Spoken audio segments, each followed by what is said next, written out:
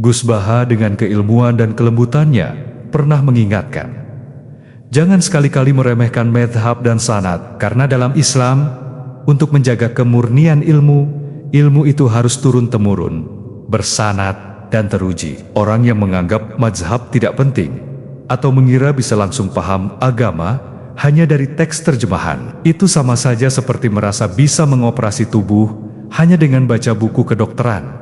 Bahaya. Islam itu tidak liar, tapi tertib, dan mazhab serta sanad adalah pagar agar kita tidak tersesat dalam kesombongan berpikir. Mikir negara itu ruwet, ya kan? Ngindari barang ruwet berarti pinter.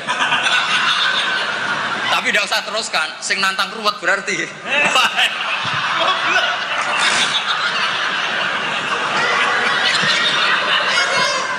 Akhirnya kan poinnya 1 banding.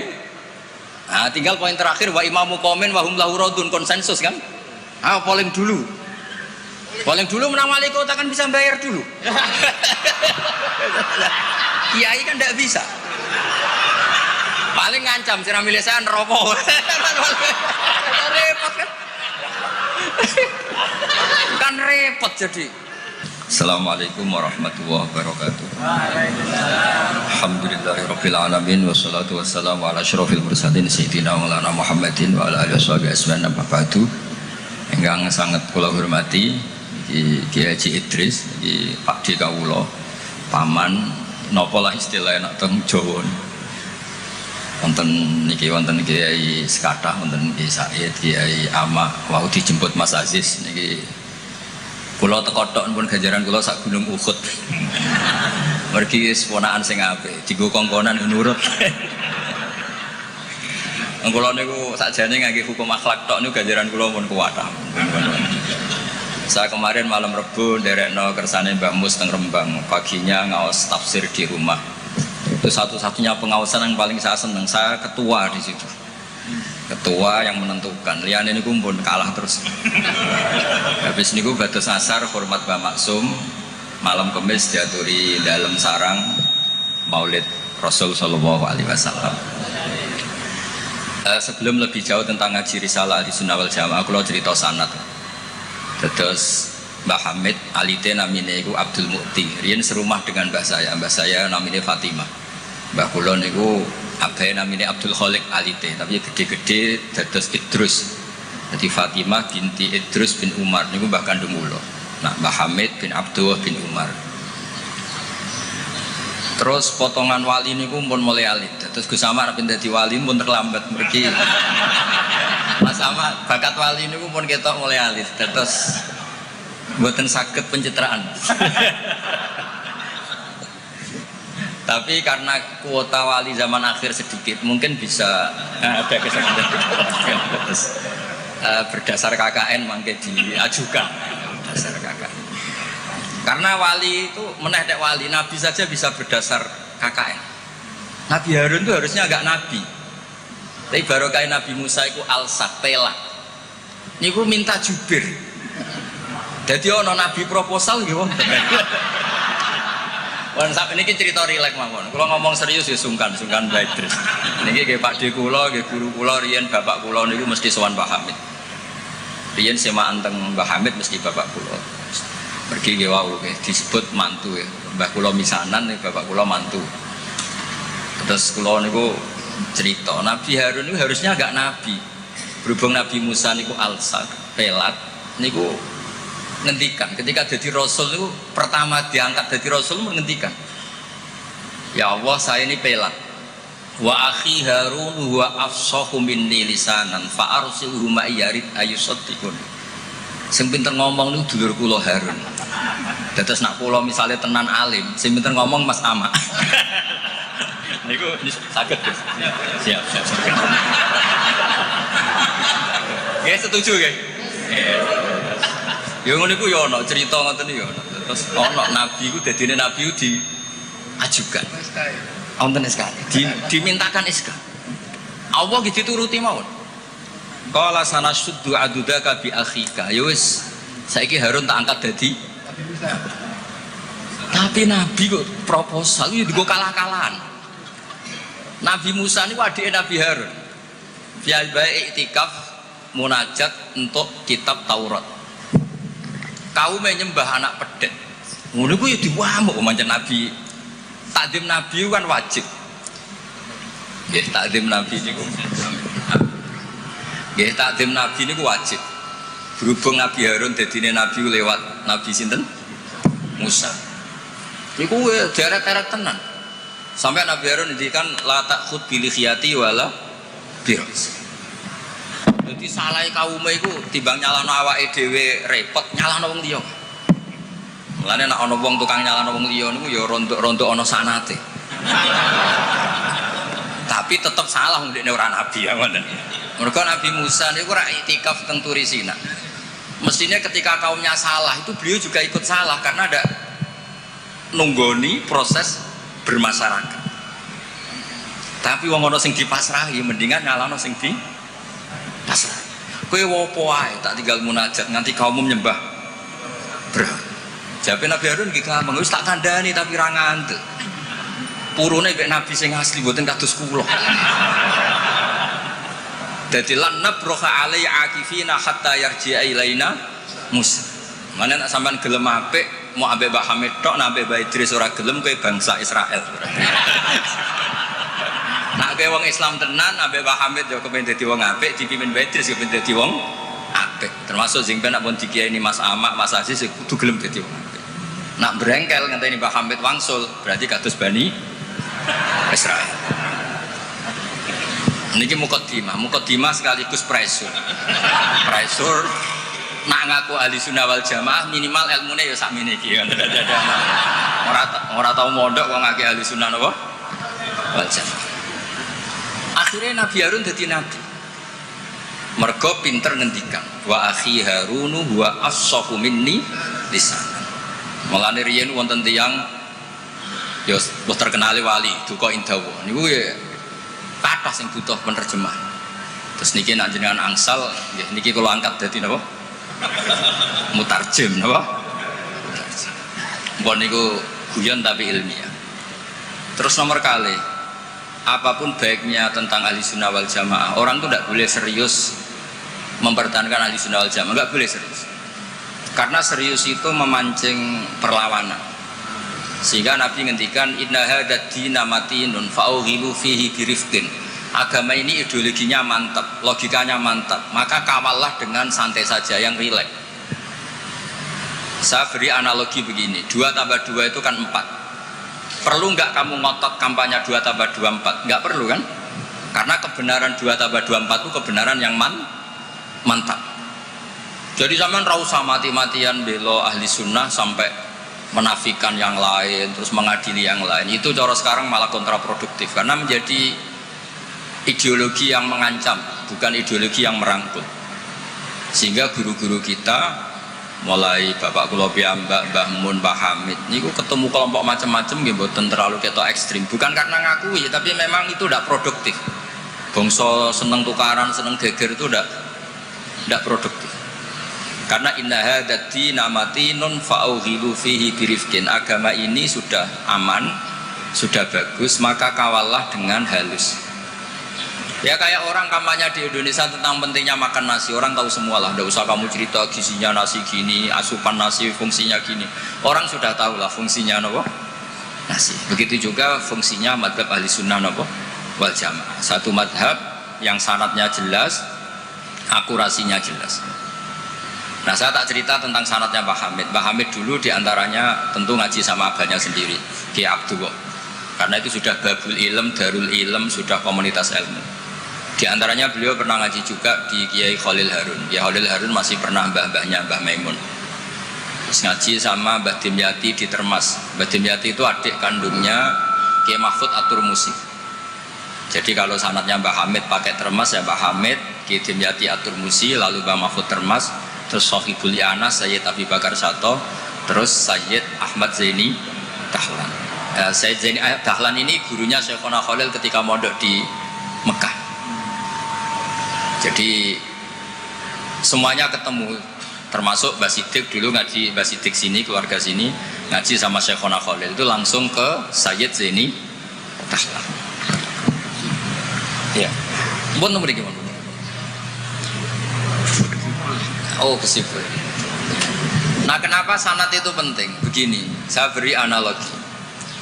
Teks itu liar.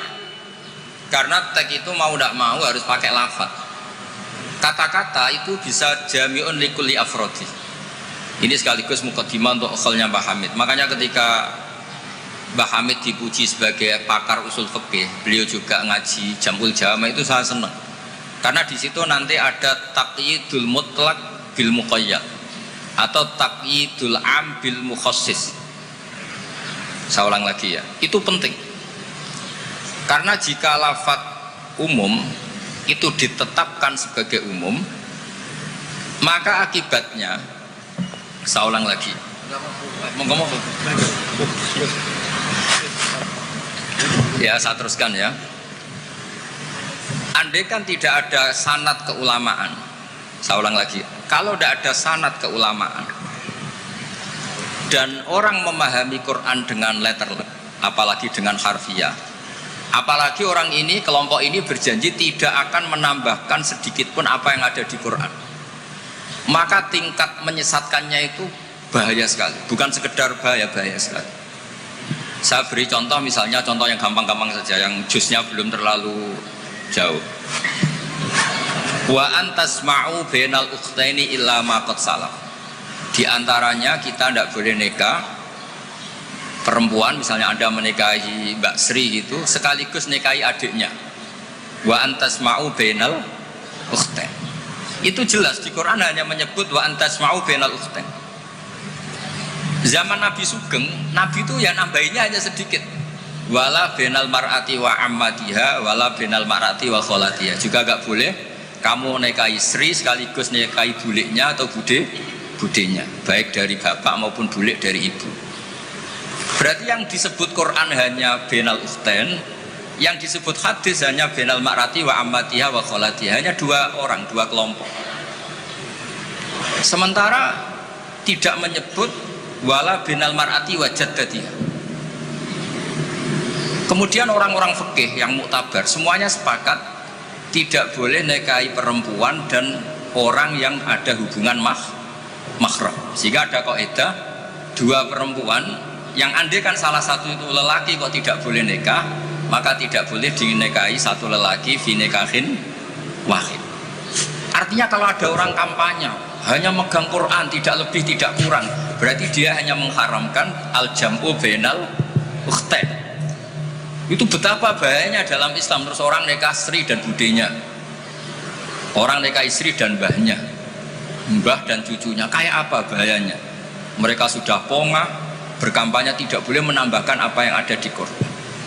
Tapi barokahnya ngaji sama mas saya, termasuk tadi Mbak Hamid ngaji Jamul Jame, di situ ada kaidah ilmu namanya balaghah. Wala wa antasma'u bainal ukhtain tu mimba bi itlaqil ba'di wa iradatil kull. Jadi atau itlaqul juz wa iradatil kull. Yang disebut hanya sebagian, tapi yang dimaksud semua perempuan yang ada hubungan mahram itu tidak boleh dinikahi fi waqtin wahid. Nah, hal seperti itu kan kayak keren. Orang kampanye kembali ke Quran, tidak mengurangi dan tidak menambahi. Tapi terus kayak apa bahayanya ketika orang hanya berpegangan wa antasma'u bainal ukhtain. Maka ciri utama ahli sunnah itu maknani Quran dan hadis itu berdasar sanad. Ya seperti yang saya terangkan tadi. Kalau saya misalnya saya ngaji Mbah Mun ngaji Mbah Karim ngaji Syekhona Khalil, Mbah Hamid ngaji Mbah Dimyati, Termas Mbah Dimyati ngaji Mbah Mahfud ngaji Sayyid Abi Bakar Sato, Sohibul Li'anah, beliau ngaji Sayyid Zaini Dahlan. Atau di sini keluarga besar Mbah Siddiq, kalau pakai buyut-buyut misalnya Mbah Siddiq ngaji Syekhona Khalil, ketemu di Sayyid Zaini Dahlan, terus sampai Syekh Utsman Ad-Dimyati sampai Rasulullah Shallallahu Alaihi Wasallam. Nah, pemanaan ini penting. Lafadz itu nggak boleh mengikat. Makanya kata Ibnu Hajar Al-Asqalani, jika Anda terikat oleh lafadz, orang basuh wajah tidak sempurna itu nggak apa-apa, tangan yang nggak sempurna nggak apa-apa, karena yang ada itu wailun lil aqabi minan nar. Basuh polok yang tidak sempurna diancam Nabi itu neraka, tapi Nabi tidak ngendikan wailun lil yad minan nar, wailun lil wajhi minan nar. Nah, ini kalau di usul fikih disebut mimba biwaqiati ainin. Karena yang wudu itu salahnya dibasuh tungkat tumit ya. Ya, ada orang wudu yang lupa tumitnya enggak kebasuh. Karena kejadiannya seperti itu Nabi ngendikan wailun lil aqab minan nar.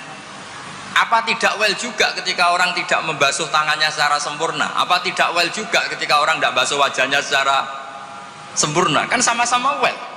Tapi ini tidak disebut Rasulullah Shallallahu Alaihi. Ya, misalnya Anda fanatik, pokoknya saya persis hadis yang wailun hanya lil aqab. Kalau tangan nggak apa-apa, wajah nggak apa-apa. Lu itu gendeng apa goblok? Wes goblok kampanyane saya berpegangan hadis orisinil kata Pak Idris, jadi asli kata. Nah, jadi bahayanya baca hadis tanpa ilmu usul fikih kira-kira seperti itu. Ada misalnya tak beri sekian contoh, nah, sama Rafahmi kebangetan. Tadi sudah 2 ya. Normalnya 2 itu sudah pinter. Ini terakhir contohnya ketiga.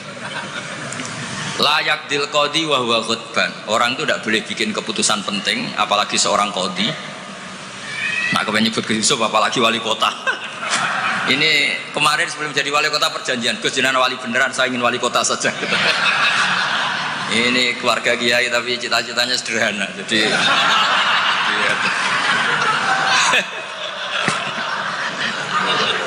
itu bisa, itu kalau dalam madhab tasawuf itu, kalau saya Mbak Idris Gus sama ingin jadi wali betul, tapi beliau sederhana sekali ingin jadi wali apa? Kota.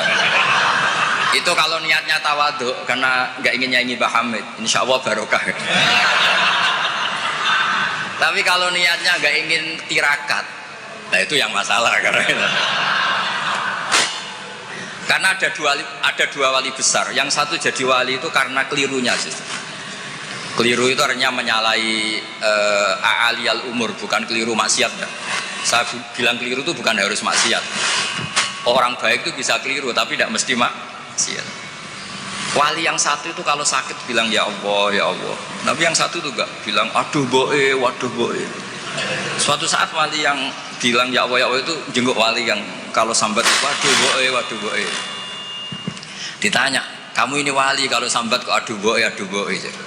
Jadi yang wali aduh boe. Karena saya itu ingin kayak orang awam, enggak sok wali-walian ya Allah ya. Lu itu ya bisa jadi wali. Jadi nanti lihat aja di daftar, kalau di list wali kok masukkan Gusipul berarti ya karena tawaduk tadi. Jadi ada juga wali itu kalau sholat itu nggak mau soft awal, banyak. Kok koyok wong parak pangeran ya wani ning soft. Ada juga wali ditanya, apa kamu kalau di surga ingin melihat Allah? Enggak. Kaget kan, umumnya orang ke surga kan ingin melihat. Tapi jawabnya apa? Unazzihu dzalikal jamal an-nazari misli. Allah terlalu agung biar tidak terkontaminasi di dalam meripat kayak aku ini. Itu ya jadi wali. Ini terpaksa cari referensi demi wali kota. Ini.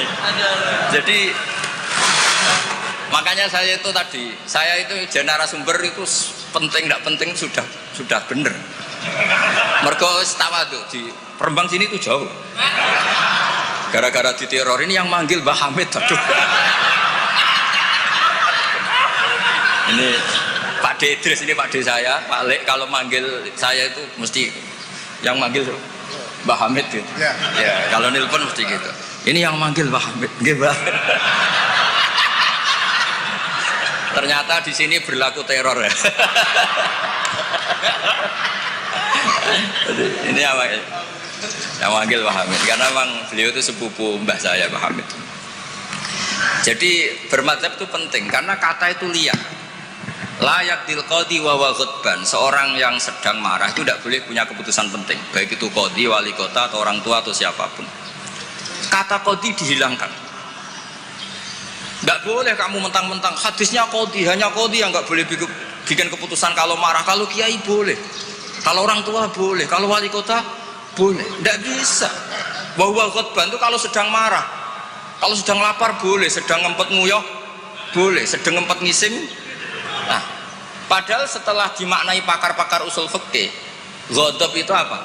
Halatin sing yasu'u khalqu sahibi. Satu keadaan yang orang itu tidak normal.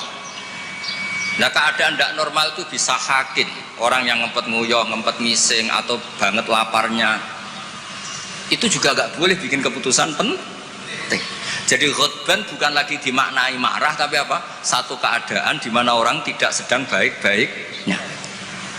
Makanya Imam Syafi'i masyhur tuh, kamu jangan rembukan sama orang yang besok nggak ada yang dimakan, itu ruwet otaknya itu.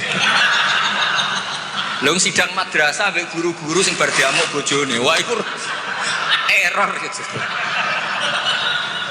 Sidang madrasah sampai uang sing sesuk kudu bayar kredit. Mesti tak kok sepundi madrasah saya di pon ngeten mun saya.